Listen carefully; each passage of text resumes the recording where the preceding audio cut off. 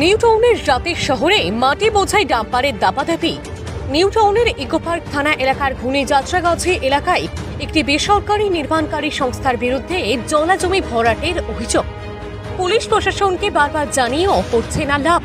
অভিযোগ স্থানীয় বাসিন্দাদের অভিযোগ, রাতের অন্ধকারে ডাম্পার বোঝাই মাটির গাড়ি চলাচল ঘিরে গ্রামবাসীদের বিক্ষোভকারীদের অভিযোগ, অবৈধভাবে মাটি ভর্তি গাড়ির চলাচলের জেরে ঘূর্ণিযাত্রাগাছি জনবসতিপূর্ণ এলাকার কয়েকটি বাড়িতে ফাটল ধরেছে।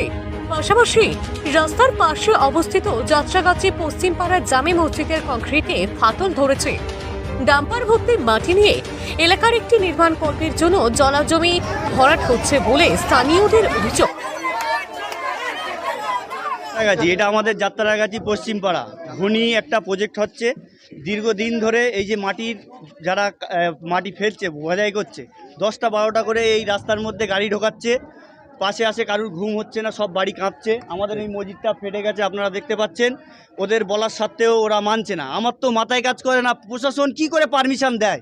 যেহেতু মমতা বন্দ্যোপাধ্যায় মুখ্যমন্ত্রী বলে দিয়েছে যে রাস্তা করে দিয়েছি, দায়িত্ব এলাকার লোকের ভালো রাখার জন্য। তাহলে এলাকার লোক যদি আমরা আজকে এই ডাম্পারগুলো চলতে দেই ভারী এই যে 1 বছরের মধ্যে রাস্তাগুলো খারাপ হয়ে যাবে, ওরা কি করে দেবে? আমরা এই রাস্তাটা বহুত আন্দোলনের পরে এই রাস্তাটা আমরা পেয়েছি। দীর্ঘদিন আন্দোলনের পরে আমরা গ্রামবাসী মিলে এই রাস্তাটা করেছি। তারপরে মসজিদের এখানে বারবার ধাক্কা মারে, ঠিক আছে, আপনারা দেখতে পাচ্ছেন। তা আমাদের গ্রামবাসী একটাই উদ্দেশ্য হচ্ছে যে গাড়ি বন্ধ থাক। প্রশাসন কি করে পারমিশন দিচ্ছে আমরা জানি না, প্রশাসন তো স্পটে আসছে না। আমরা প্রশাসনের কাছে একটাই আবেদন করব যে যখন আমরা রাস্তাটা আন্দোলন করি, বন্ধ করি, তখন প্রশাসন এমএলএ এসেছিল, আমাদের আশ্বাস দিয়েছে যে রাস্তা হবে। এমএলএ নিজেই থেকে বলে দিয়েছে যে আপনাদের দায়িত্ব রাস্তা। এই মাটি নিয়ে ঘূর্ণি একটা প্রজেক্ট হচ্ছে, ঘূর্ণি লস্করপাড়া, ঠিক আছে। ওরা এলাকার লোক মিলে ইনকাম করে খাচ্ছে, ঠিক আছে। তারপরে কারুর কথা মানছে না, 10টা 12টা করে এই রাস্তায় ডাম্পার ঢোকাচ্ছে। রাস্তা জাম হয়েছে, সাধারণ ভরাট হচ্ছে, মাঠ জলাশয় সব ভরাট হচ্ছে। হ্যাঁ, ওই প্রজেক্টের ভেতরে জলাকার মাঠ সব ভরাট হচ্ছে। কোম্পানিটার নাম মার্লিন কোম্পানি। থানা না জানলে গাড়ি তো চলতে পারে না। থানা অবশ্যই মনে হচ্ছে জানে। আমি একটু প্রশাসনকে একটু বলবো যাতে এইটা বন্ধ হয়, কারণ এলাকার লোকের খুব অসুবিধা হচ্ছে। আমার নাম মোহাম্মদ করিম আলী, আমি যাত্রাগাছির বাসিন্দা। পুলিশকে বারবার জানিয়েও কিছুই হচ্ছে না, এমন অভিযোগ করছে স্থানীয় বাসিন্দারা। গতকাল রাতে সেই ফাটল দেখিয়ে যাত্রাগাছি সোলংকুড়ির রাস্তা অবরোধ করেন স্থানীয়রা। তার প্রতিবাদে সোচ্চার হন বাসিন্দারা। আলম অটোমোবাইল গ্যালারিতে চলে আসুন আর নিয়ে যান আপনার পছন্দের যে কোনো রয়্যাল এনফিল্ড কোম্পানির বুলেট। আমাদের ঠিকানা বাসন্তী হাইওয়ে, ঘটকপুকুর। আমাদের আরও একটি ব্রাঞ্চ নিউ টাউন লাগোয়া হাতিশালা 6 লেন।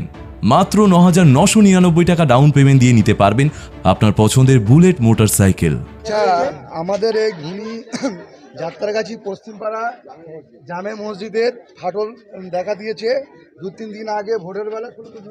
ওই ওখানে টালি আছে, টালি ভেঙে গেছে। মসজিদের যে মজ্জিন সাহেব, সে প্রথম এসে বলে, ঠিক আছে, গ্রামবাসীও সবাই মিলে বলেছে কি কারণে ভেঙেছে। ডাম্পার যায়, এত জোরে ডাম্পার যায়, 10টা 12টা করে ডাম্পার যাচ্ছে।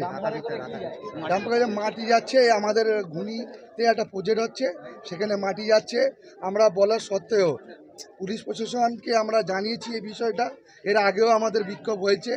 তারপরে ওরা বলেছে আমরা গাড়ি অল্প অল্প চালাবো, আমাদের কথা কোনো ত্যাগ করছে না। জলাশয় হচ্ছে না, মাঠ জলাশয় ওরা কোম্পানি নিয়েছে। সেটা আমরা কি বলবো, আমরা গ্রামবাসী আমরা কিচ্ছু জানিনি। কোম্পানি তো আমাদের সাথে তো কথা বলিনি। আমাদের এটা প্রবলেম হচ্ছে বলে আমরা মার্লিন যে একটা কোম্পানি আছে, সেই কোম্পানি নিচ্ছে। আমার নাম মোহাম্মদ সাইফুল আলম।